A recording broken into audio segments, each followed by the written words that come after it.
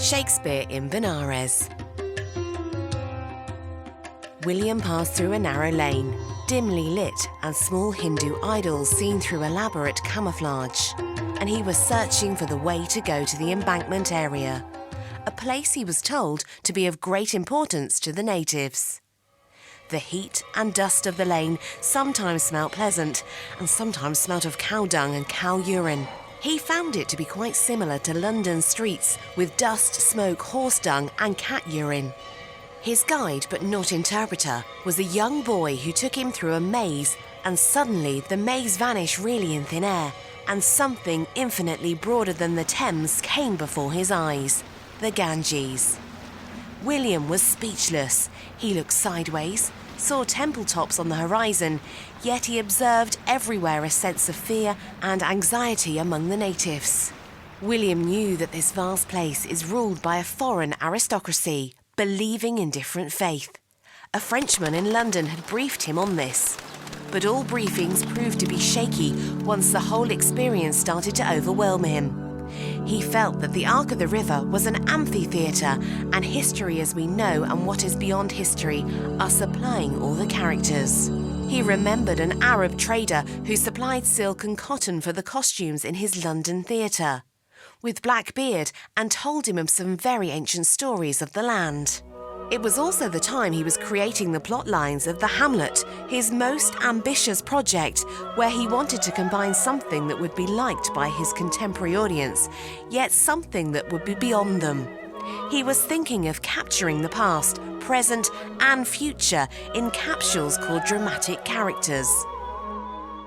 In the evening by the Ganges, he heard in rudimentary form the story of an ancient warrior of the land, a hero yet a villain in a sense, a great warrior yet betrayed by fortune since birth, a prince yet a sidekick of a princeling.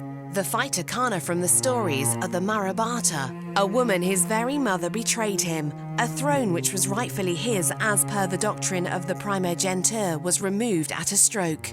The universe was in as part of a design to crush him, and he was unaware till the very end, and only glory and friendship were left for him to take away from this mortal world. He also visited a cremation ghat where he witnessed a beautiful young woman's corpse draped in silk and golden ornaments were dipped in the Ganges. There was incense as if the water was mixed with some perfume, and the smell of death, and he felt that as the water danced over her, she was as if alive till then. The corpse it was not, but her silk clothing became heavy with embarrassment. Then he saw the flames consuming everything, and the river flew as if nothing had happened. The dust to dust was not underground, but at the very front of one's eyes, and soon her golden yellow complexion turned to coal, just like her jet black tresses. Sleep eluded William. It was an Indian summer night with a half moon, and he was in an old house with a terrace, and he'd heard foreign music wafting by. He could not sleep. He started walking towards the river, as if pulled by some hidden force. As he was walking, he remembered that the Brahman was telling him life and death, showing a coin and its size, and then he flipped in and it fell on the ground and started rolling. He got the message. It was well past midnight, and a cold breeze was blowing. He stopped and turned behind the grand turrets of some temple, and a warrior form told him in his native tongue, "William, tell my story. Do not forget. Tell my story." The shadowy figure descended, and then the moon was behind him, and two shadows crossed on the river, and William saw a female floating as if by magic, a bittersweet smile on her face, her clothing now airy like foam, as if like Venus de Milo, but not rising but floating, and then all shadows vanished. There were some flowers floating on the area, offerings to the river by some faithful.